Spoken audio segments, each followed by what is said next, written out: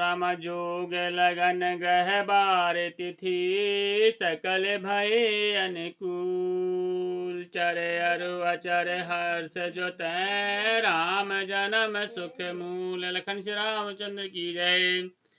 योग लग्न ग्रह बार और तिथि सभी अनुकूल हो गए। जड़ और चेतन सब हर्ष से भर गए, क्योंकि श्री राम जी का जन्म सुख का मूल है। नौमी तिथि मधुमास पुनीता शुक्ल पक्ष अभिजित हरि प्रीता मध्य दिवस अति शीत न घामा पावन काल लोक विश्रामा। पवित्र चैत्र का महीना था। नवमी तिथि थी, शुक्ल पक्ष और भगवान का प्रिय अभिजित मुहूर्त था। दोपहर का समय था, न बहुत सर्दी थी न धूप थी। वह पवित्र समय सब लोगों को शांति देने वाला था। शीतल मंद सुर बहु बाऊ हर्षित सुर संतन मन चाऊ। बन कुसुमित गिर गन मनिहारा श्रवहि सकल सरितामृत धारा। शीतल मंद और सुगंधित पवन बह रहा था। देवता हर्षित थे और संतों के मन में बड़ा चाव था। वन फूले हुए थे, पर्वतों के समूह मणियों से जगमगा रहे थे और सारी नदियां अमृत की धारा बहा रही थी। श्री राम सो अवसर बिरांच जब जाना चले सकल सुर साजी विमाना। गगन विमल संकुल सुर जूथा गावहीं गुण गंधर्व बरू था। जब ब्रह्मा जी ने वह भगवान के प्रकट होने का अवसर जाना, तब उनके समेत सारे देवता विमान सजा कर चले। निर्मल आकाश देवताओं के समूह से भर गया। गंधर्वों के दल गुणों का गान करने लगे। बरसहि सुमन सुअंजल साजी गहे गहे गगन द्वंद्वी बाजी। स्तुत करहि नाग मुनि देवा बाहु विधि लावहि निज निज सेवा। और सुंदर अंजलियों में सजा कर पुष्प बरसाने लगे। आकाश में घमाघम नगाड़े बजने लगे। नाग मुनि और देवता स्तुति करने लगे और बहुत प्रकार से अपनी अपनी सेवा भेंट करने लगे।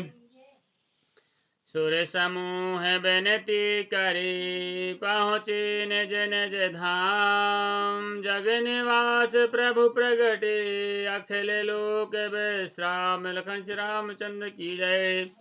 देवता के समूह विनती करके अपने अपने लोक में जा पहुँचे। समस्त लोगों को शांति देने वाले जगदाधार प्रभु प्रकट हुए। भय प्रकट कृपाला दीन दयाला कौशल्या हितकारी। हर्षित महतारी मुनि मनहारी अद्भुत रूप विचारी। लोचन अभिरामा तनु घन श्यामा निज आयध भुज चारी। भूषण बनमाला नयन विशाला शोभा सिंधु खरारी। दीनों पर दया करने वाले कौशल्या जी के हितकारी कृपालु प्रभु प्रकट हुए। मुनियों के मन को हरने वाले उनके अद्भुत रूप का विचार करके माता हर्ष से भर गई। नेत्रों को आनंद देने वाले मेघों के समान श्यामा शरीर था। चारों भुजाओं में अपने खास आयुध धारण किए हुए दिव्य आभूषण और बनमाला पहने थे। बड़े बड़े नेत्र थे। इस प्रकार शोभा के समुद्र तथा खर राक्षस को मारने वाले भगवान प्रकट हुए। कहे दुई कर जोरी स्तुति तोरी कहीं विध करऊं अनंता। माया गुण ज्ञानातीत अमाना वेद पुराण भनंता।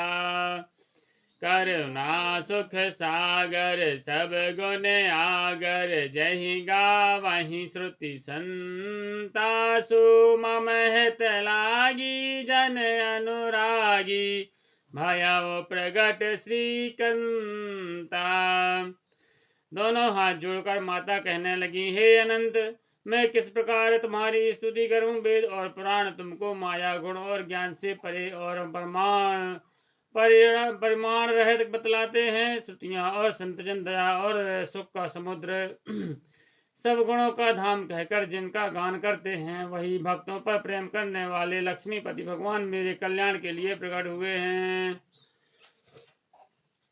ब्रह्मांड निकाया निर्मित माया रोम रोम प्रतिवेद कहे मम और सुबासी यह उपहासी सुनत धीर मति थिर न रहे। मम और सुबासी यह उपहासी सुनत धीर मति थिर न रहे। उपजा जब ज्ञाना प्रभु मुस्काना चरित बहुत विधि कीन चहे। कही कथा सुहाई मात बुझाई जही प्रकार सुत प्रेम लहे। वेद कहते हैं कि तुम्हारे प्रत्येक रोम में माया के रचे हुए अनेकों ब्रह्मांड के समूह भरे हैं। वे तुम मेरे गर्भ में रहे। इस हंसी की बात के सुनने पर धीर विवेकी पुरुषों की बुद्धि भी स्थिर नहीं रहती, विचलित हो जाती है। जब माता को ज्ञान उत्पन्न हुआ तब प्रभु मुस्कुराए। वे अद्भुत प्रकार के चरित्र करना चाहते हैं, अतः उन्होंने पूर्व जन्म की सुंदर कथा कहकर माता को समझाया, जिससे उन्हें पुत्र का वात्सल्य प्रेम प्राप्त हो, भगवान के प्रति पुत्र भाव हो जाए। श्री राम। माता पुनि बोली सोमति डोली तजहो तात यह रूपा कीजे शिशु लीला अति प्रिय शीला यह सुख परम अनुपा। सुनि बचन सुजाना रोदन ठाना होई बालक सुर भूपा। यह चरित गावहि हरि पद पावहि ते न परहि भवकूपा।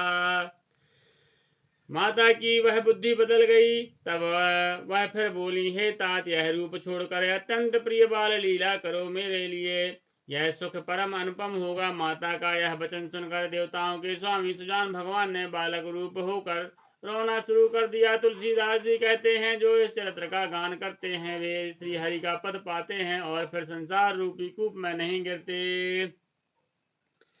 विप्रधन सुर संत हित लीन मनोज अवतार निज इच्छा निर्मित तनो माया गुण सुपार। लखन श्री रामचंद्र की जय, उमापति महादेव की जय, पवन सुत हनुमान की जय, गोसाई तुलसीदास की जय, बोल भाई सब संतन की जय।